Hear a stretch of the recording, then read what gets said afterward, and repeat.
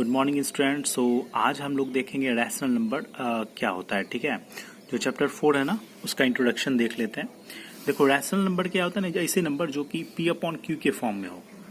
मतलब कि देखो आपने फ्रैक्शन पढ़ा था पिछले क्लास में, तो वो क्या होता था, जैसे 1/2 था, 3/2 था, तो ये होता था फ्रैक्शन आपका। ठीक है ना, ये क्या था, ये था आपका फ्रैक्शन। और जितने भी फ्रैक्शन होते हैं ना वो ही आपका एक क्या होता है, रैशनल नंबर होता है। वो क्या होता है आपका, जितने भी फ्रैक्शन होते हैं हमारे पास वो होता है आपका रैशनल नंबर ही होता है। ठीक है, तो जो भी हमने ये जो फॉर्म में लिखा पी अपॉन क्यू के फॉर्म में ये नंबर्स हैं, ये क्या है आपके रैशनल नंबर कहलाएंगे। बट क्या है कि Q does not equals to zero, है ना। क्यू जो क्यू का वैल्यू कभी भी जीरो नहीं होनी चाहिए। यानी कि मैं ये नहीं लिख सकता 1/0 कि ये फ्रैक्शन है, ये रैशनल नंबर है, ये गलत होगा। जैसे लिखा 2/0, तो ये क्या एक रैशनल नंबर है, बिल्कुल नहीं है। तो जो रैशनल नंबर क्या होगा, जो पी अपॉन क्यू के फॉर्म में तो हो और क्यू कभी भी वो जीरो ना हो। जैसे मैंने लिखा 2/3, 4/3, 1/7, तो ये सारे नंबर क्या हो जाएंगे आपके रैशनल नंबर कहलाएंगे। देखो फ्रैक्शन पढ़ा था ना, फ्रैक्शन, तो फ्रैक्शन में क्या था, फ्रैक्शन में क्या था कि मैं तो इस तरह का नंबर जो भी होता है, नंबर जो पी अपॉन क्यू के फॉर्म में लिख सकता था। ठीक है ना, बाकी क्या होता था, क्यू का वैल्यू जो होता ना हर हमेशा पॉजिटिव होता था। ठीक है, तो उसे हम लोग बोलते थे सिर्फ फ्रैक्शन, जब डिनोमिनेटर का वैल्यू क्या होता है, पॉजिटिव होता था, तो वो होता था फ्रैक्शन। बट अगर रैशनल नंबर की बात करें ना, तो इसमें पॉजिटिव निगेटिव भी यानी कि जब अगर रैशनल नंबर की बात करें तो इसमें निगेटिव नंबर भी इंक्लूड होते हैं। जैसे मैं लिख रहा हूँ कि यहाँ पे -1/2, तो ये एक रैशनल नंबर है। लिखा मैंने यहाँ पे -3/2, तो ये एक क्या है, रैशनल नंबर है। बट ये फ्रैक्शन को इंडिकेट नहीं करता। ठीक है ना, ये फ्रैक्शन को इंडिकेट नहीं करते, याद रहे। जैसे मैंने लिखा -4/3, ये क्या है, एक रैशनल नंबर हो सकता है ये। और अगर लिखा 2/3 ये पॉजिटिव में, तो ये तो रैशनल नंबर है ही साथ ये फ्रैक्शन भी है। बट ये क्या है, ये सिर्फ रैशनल नंबर है, ये फ्रैक्शन नहीं है, क्योंकि इसमें निगेटिव साइन है।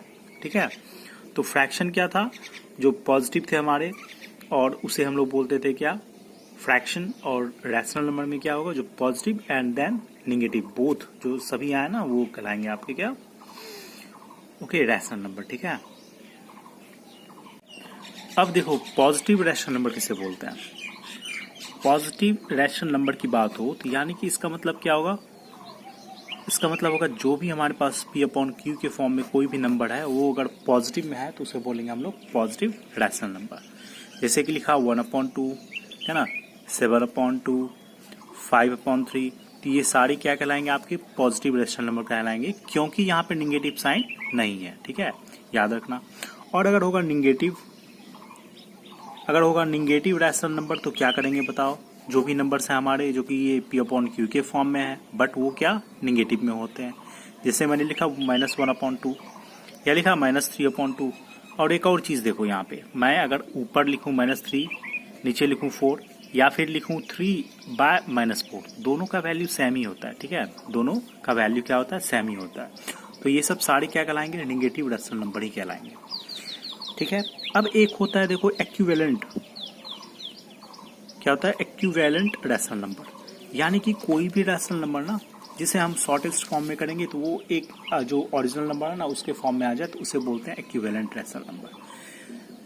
क्योंकि देखो हमारे पास, जैसे मैंने एग्जांपल से समझते हैं, जैसे हमारे पास है 1/3 है। ठीक है, तो ये हो गया, इसे हम 2 से अगर सपोज 2 मल्टीप्लाई कर देते हैं, 1 into 2, नीचे भी करना होगा, 2 कर दिया, तो ये हो गया 2/6 हो गया। तो ये दोनों क्या कहलाएंगे, एक्विवेलेंट रैशनल नंबर कहलाएंगे, क्योंकि अगर इसे शॉर्टेस्ट फॉर्म में कन्वर्ट करते हैं ना तो ये फिर यही बन जाएगा। उसी तरह से ले लो, सपोज टू बी 2/6 है ना, इसे भी हम लोग क्या करते हैं, 2 से मल्टीप्लाई कर देते हैं न्यूमरेटर डिनोमिनेटर में, तो ये होगा 4 एंड अपॉन नीचे 12। तो देखो ये और ये सारा नंबर क्या कहलाएगा, एक्विवेलेंट रैशनल नंबर कहलाएगा। ठीक है, चाहे वो पॉजिटिव हो या फिर निगेटिव में हो। मैंने ले लिया -2/3, और -2/3 को फिर क्या किया, 2 से मल्टीप्लाई कर दिया, फिर इसे 3 से मल्टीप्लाई कर दिया। ठीक है ना, यानी कि इसी का फैक्टर होनी चाहिए। ये हो गया -4/6, ये हो गया -6/9। तो ये जो सारे नंबर क्या कहलाएंगे, एक्विवेलेंट रैशनल नंबर कहलाएंगे। ठीक है, अब देखो अगर हमारे पास सपोज टू बी दिया हुआ 1/3, ठीक है, इसमें आपको पूछा गया कि इसको आपको क्या करना है कि 3 इक्विवेलेंट रैशनल नंबर निकालना है 1/3 का।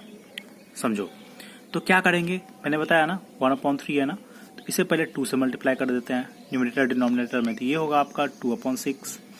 फिर आउट क्योंकि 3 नंबर निकालना है ना तो 1 निकला, फिर 1/3 को 2 तो ले लिया है ना तो 3 ले लो, तो ये कितना हो जाएगा 3/9 हो जाएगा। फिर 1/3 है ना, यहाँ पे क्या ले लो 4 ले लो, तो ये कितना हो जाएगा 4/12 हो जाएगा। तो यही नंबर है ना आपका, ये क्या है आपका इक्विवेलेंट रैशनल नंबर है 1/3 का। याद रखना क्या है 1/3 का इक्विवेलेंट रैशनल नंबर है। तो इस बेस पे कई सारे क्वेश्चन भी बनाते हैं। ओके देखो अब हम लोग देखेंगे कि किसी भी दो रैशनल नंबर के बीच में, ठीक है, कोई कितना भी आपको बोला जाए कि रैशनल नंबर निकालना है तो कैसे निकालते हैं। सपोज टू भी हमारे पास क्या है ना, जैसे मैंने ले लिया 1/2 एंड ले लिया -1/3।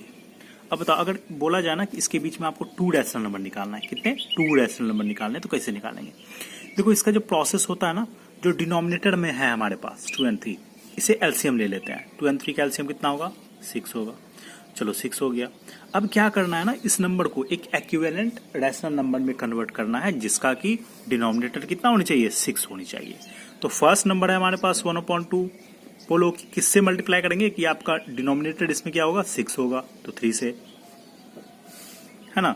3 से करेंगे तो ऊपर भी करना होगा क्योंकि आपको पता है ना कि इक्विवेलेंट में कन्वर्ट करने के लिए न्यूमरेटर डिनोमिनेटर दोनों में मल्टीप्लाई करने होते हैं। तो ये हो गया 3 और ये हो गया 6। सेकेंड नंबर है हमारे पास -1/3। अब बोलो कि डिनोमिनेटर को कन्वर्ट करने के लिए 6 में 2 से मल्टीप्लाई करना होगा ना, चलो 2 से कर दिया, तो ये आपके -2/6 हो गए। अब देखो ये नंबर है ना, एक 3/6 और एक -2/6। एक चीज बताओ कि इसमें से बड़ा कौन सा है। देखो जो भी निगेटिव नंबर होता है ना वो तो छोटा ही होता है, तो बड़ा तो ये होगा, यानी कि 3/6 है हमारा बड़ा है नंबर है। जो छोटा नंबर कौन सा है -2/6, एक क्या है छोटा नंबर है, ठीक है यहाँ पे। अब देखो इसके बीच में 2 रैशनल नंबर निकालना है ना, तो इसके बीच में हम लोग कई सारे रैशनल नंबर निकाल सकते हैं। एक तो देखो कि बीच का रैशनल नंबर मतलब क्या होगा, इस और इस दोनों के बीच का कोई नंबर वो होगा आपका रैशनल नंबर। इस दोनों के बीच में कोई भी नंबर हो, कोई भी नंबर जो कि इस दोनों से इससे क्या हो छोटा हो और इससे क्या बड़ा हो, वो नंबर होगा आपका क्या रैशनल नंबर, ठीक है ना। तो -3/6 और -2/6 के बीच में कौन सा नंबर हो सकता है बताओ।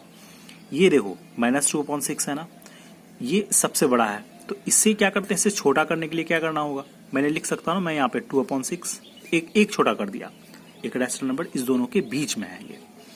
फिर क्या करना है, एक और छोटा कर दो ये न्यूमरेटर को, तो 1/6 हो जाएगा ना, 2 के बाद 1 होगा, तो ये 2 नंबर आपके क्या हो गए इस दोनों के बीच में होगा, ठीक है।